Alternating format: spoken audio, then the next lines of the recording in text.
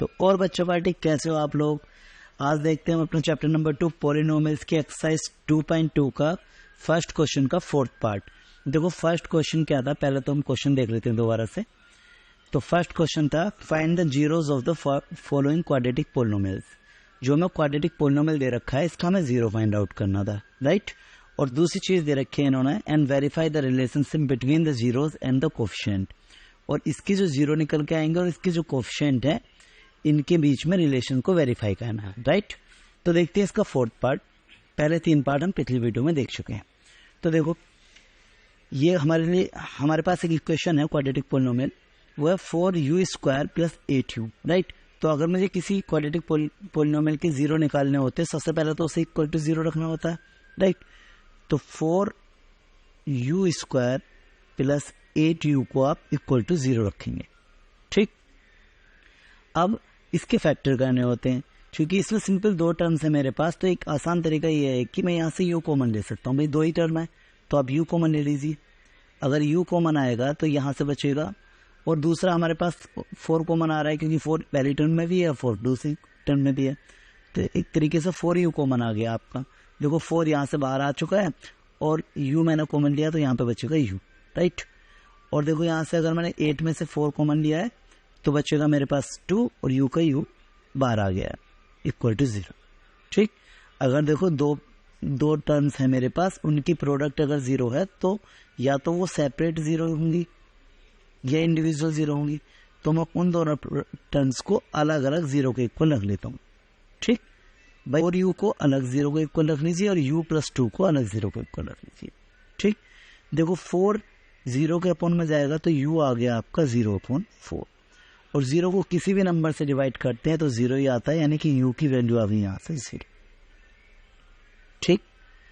अब u + 2 है, दूसरी तरफ जाएगा इक्वल के तो माइनस का हो जाएगा, एक u आ गया दूसरी वैल्यू -2। तो इसके जीरोस फाइंड आउट करने के लिए बोला गया था। क्वाड्रेटिक पॉलिनोमियल थी, 2 0 आने थे, एक 0 आ गया 0 और एक दूसरे 0 आ गया -2, राइट। देखो इस क्वेश्चन को अब इसका सेकंड पार्ट देखते हैं। इसका सेकंड पार्ट क्या कह रहा है कि रिलेशन को वेरीफाई करना है। तो देखो जो हमारे जीरोस है पहले तो इन्हें नाम दे लेता हूं मैं। फर्स्ट 0 को आप अल्फा बोल दीजिए और जो सेकंड 0 है मेरे पास उसे आप बीटा बोल दीजिए, ठीक।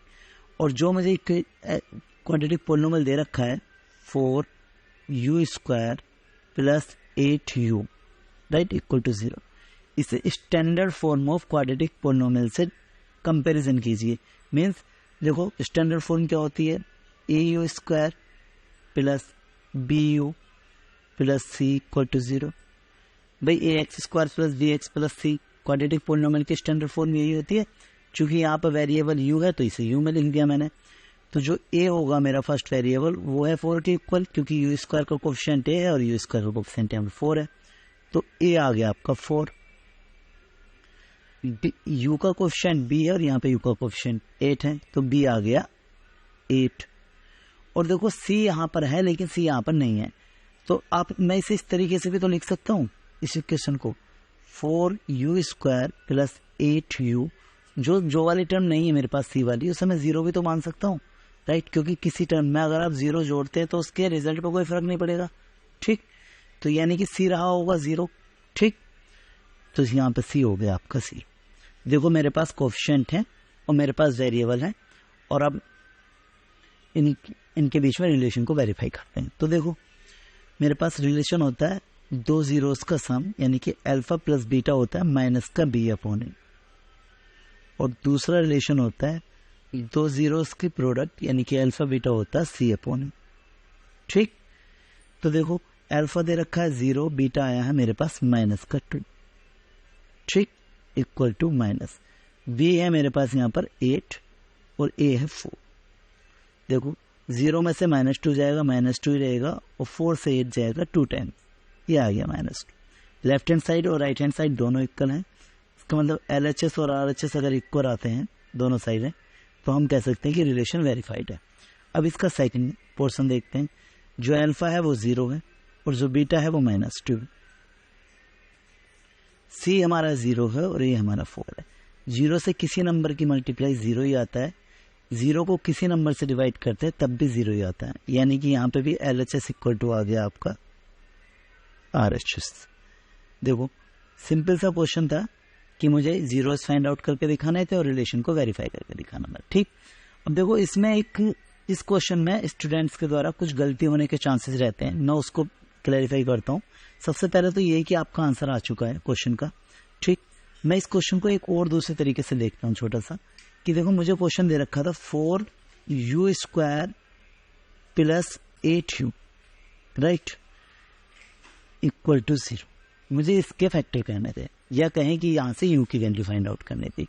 देखो ये क्वाड्रेटिक पॉलिनोमियल है तो जाहिर सी बात है इसके 2 सॉल्यूशंस आएंगे u के। एक बच्चा इसे इस तरीके से कर सकता है कि देखो 4u² और 8u को इक्वल के दूसरी तरफ ले जाएगा -8u राइट।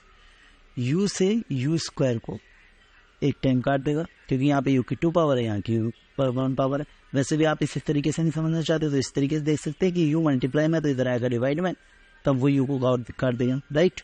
और 4 से 8 जाएगा 2 टाइम्स तो u आ गया -2।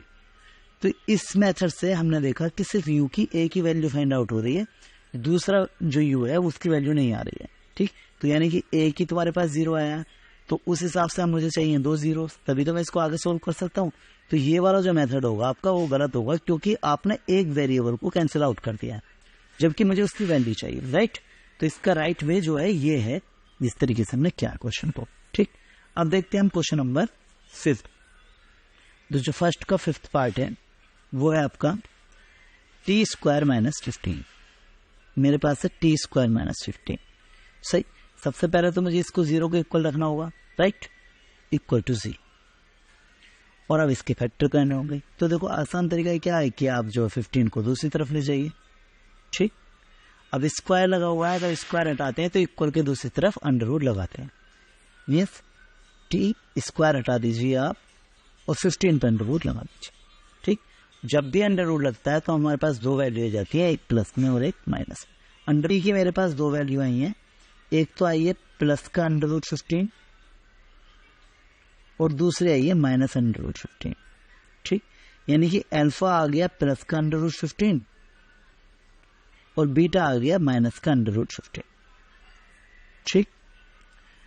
अब जो हमें इसका सेकंड पार्ट है वो देखना है तो उसके लिए मुझे चाहिए कोएफिशिएंट।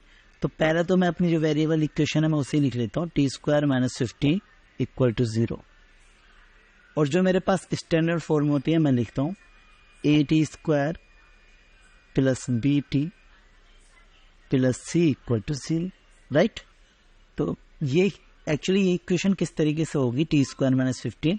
देखो यहाँ पे t² का कोएफिशिएंट है, यहाँ पे t का कोएफिशिएंट है, और t² वाली इक्वेशन में आपका t का कोएफिशिएंट नहीं है। तो बेसिकली इक्वेशन किस तरीके से रही होगी कि t² के साथ साथ t वाली कोएफिशिएंट भी रहा होगा, लेकिन आप ये मान सकते हैं कि जो t वाली इक्वेशन है मतलब टर्म है वो 0 रही होगी। भाई 0t लिख सकते हैं इसको -15, क्योंकि 0t की वैल्यू पूरी 0 है और 0 किसी भी टर्म में ऐड करो या माइनस करो कोई फर्क नहीं पड़ेगा राइट इक्वल टू 0। अब आप कंपैरिजन करके देख सकते हैं। देखो पहला t² के साथ है यहाँ पे a तो, और यहाँ पे t² के साथ है 1, क्योंकि जहाँ पे t² के साथ कुछ नहीं होता वहां पे 1 होता है, ठीक। तो a की वैल्यू आ गई 1, मतलब t² के साथ यहाँ पे 1 रहा होगा यहाँ पे। और देखो b वाली टर्म है t के साथ में b और यहाँ पे t के साथ रहा होगा 0, क्योंकि जो टर्म नहीं है उसे आप 0 ही मानेंगे, जाहिर सी बात है। और c है आपका -15, ठीक।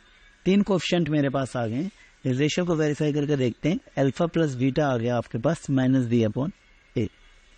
तो अल्फा है मेरे पास √15, बीटा है मेरे पास माइनस का √15 राइट, माइनस b दे रखा है मेरा 0 और a दे रखा है 1 राइट। देखो √15 प्लस माइनस -√15 और 0/समथिंग 0 राइट। देखो √15 में से √15 जाएगा 0 आएगा, दूसरी साइड 0 है ही, तो आप कह सकते हैं LHS equal to RHS right. तो पहला वाला पोर्शन तो आपको वेरीफाई होता है। अब देखना है second part, alpha beta equal to c/a। Alpha की वैल्यू है प्लस का √15, बीटा की वैल्यू है माइनस का √15 राइट, इक्वल टू सी दे रखा है माइनस का 15 और ए दे रखा है 1।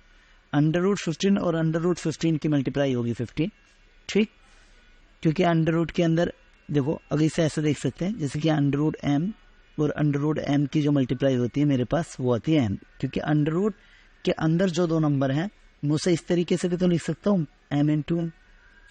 भाई या तो अगर अंडर रूट के अंदर दो नंबर है तो आप उन्हें सेपरेट लिख सकते हैं, अगर सेपरेट लिख रहे हो तो एक साथ अंडर रूट के अंदर लिख सकते हैं, राइट। और अगर कोई दो नंबर मल्टीप्लाई में है तो उससे स्क्वायर हो जाएगा एम स्क्वायर, और स्क्वायर और अंडर रूट एक साथ ही रहते ही कैंसिल आउट हो जाएंगे। इसका मतलब वैल्यू क्या आएगी एम, राइट। यही तो मैंने क्या है कि अंडर रूट 15 और अंडर रूट 15 की मल्टीप्लाई आएगी 15 इक्वल टू, और यहाँ पे माइनस था तो माइनस आ गया, यहाँ पे माइनस 15 ऑलरेडी है, 1 से कोई डिवाइड करेंगे तो वही नंबर आएगा, यानी कि ये भी आपका आ रहा है LHS equal to RHS, right. तो दैट्स योर आंसर।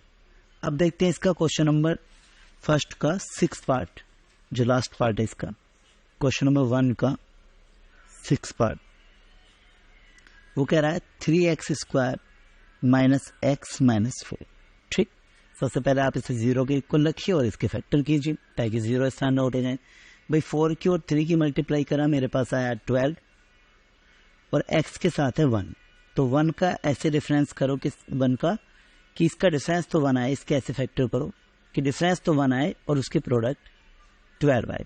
4 और 3, भाई 4 में से 3 जाएगा 1 रहेगा, 4 और 3 की मल्टीप्लाई 12, राइट।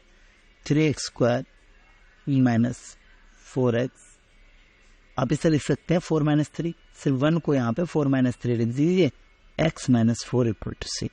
भाई ये जो x के साथ में 1 है इसे मैंने 4 माइनस 3 लिख दिया, तो ये हो गया 3x स्क्वायर। अगर आप बाहर से माइनस का साइन खोलते हैं तो पहला टाइम माइनस का हो जाएगा, माइनस का 4x, और ये वाला हो जाएगा माइनस माइनस प्लस का 3x माइनस 4 इक्वल टू सी। देखो पहली दो टर्मों में से सिर्फ x कॉमन आएगा, आपका क्या बचेगा यहाँ पे 3x माइनस 4। अब दूसरी वाली टर्म में से आपका 1 कॉमन आएगा क्योंकि 3x माइनस 4 यहाँ से सेम बच जाएगा। 3x माइनस 4 दोनों में है तो आप कॉमन ले लीजिए, पहली टर्म में से बचेगा x और दूसरी टर्म में से बनेगा प्लस का 1 इक्वल टू 0, राइट। दोनों टर्मों को सेपरेटली आप 0 के इक्वल रख दीजिए, पहली टर्म को भी और दूसरी टर्म को। देखो 3x 4 माइनस का दूसरी तरफ जाकर के एक प्लस का हो जाएगा, और 3 मल्टीप्लाई में है तो इधर पहुंचेगा डिवाइड में, तो एक x की वैल्यू आ गई 4/3, x 1 प्लस में है तो दूसरी तरफ जाएगा माइनस का, राइट। 2x की वैल्यू आ गई, यानी कि 2 जीरो फाइंड आउट हो गए। आप पहले को नाम दे दीजिए अल्फा और दूसरी 0 को नाम दे दीजिए बीटा, राइट। अब जो मेरे पास इक्वेशन थी कौन सी, 3x square minus x minus 4 equal to 0, इसे आप standard form of quadratic polynomial से कंपेरिजन करेंगे, ax square plus bx plus c। तो आप देखेंगे a की वैल्यू है 3, क्योंकि x स्क्वायर का कोएफिशिएंट यहाँ 3 है, यहाँ पे a है। b की वैल्यू है माइनस का 1, क्योंकि x के साथ में है माइनस का 1, और c की वैल्यू है माइनस का 4, राइट। अब देखिए हम अपना रिलेशन वेरीफाई करना, तो अल्फा प्लस बीटा होता है माइनस का b अपॉन, ठीक, और अल्फा बीटा होता है आपका c अपॉन n। अल्फा है हमारे पास यहाँ पर 4/3 और बीटा है माइनस का 1 इक्वल टू माइनस, बी है माइनस का 1 और a है 3, राइट। देखो इस वाले टर्म में हम एलसीएम लेंगे, एलसीएम कैसे ले जाएगा, 3 की 1 के साथ में मल्टीप्लाई 3 आएगा, फिर 1 की 4 के साथ में मल्टीप्लाई करेंगे और 3 की 1 के साथ में, राइट, सेम वही साइन लेगा। तो 1 की 4 के साथ में मल्टीप्लाई 4, 3 की 1 के साथ में multiply 3 equal to minus minus हो गया प्लस 1/3, 4 में से 3 गया 1/3 इक्वल टू 1/, अब कह सकते हैं LHS इक्वल टू आ गया RHS, राइट। अब आता है alpha beta equal to c upon है, तो अल्फा दे रखा है हमारा 4/3 और बीटा दे रखा है माइनस का 1, c है माइनस का 4, a है 3, राइट। 1 की 4 में मल्टीप्लाई करेंगे माइनस का 4 ही रहेगा अपॉन 3, और इधर भी माइनस का 4/3, यानी कि ये भी हम कह सकते हैं कि left hand side equal to है राइट हैंड साइड, राइट। तो यही हमें प्रूफ करना था, that's it, that's your answer, ठीक। आज की वीडियो में इतना ही, मिलते हैं अगली वीडियो में, तब तक के लिए बाय।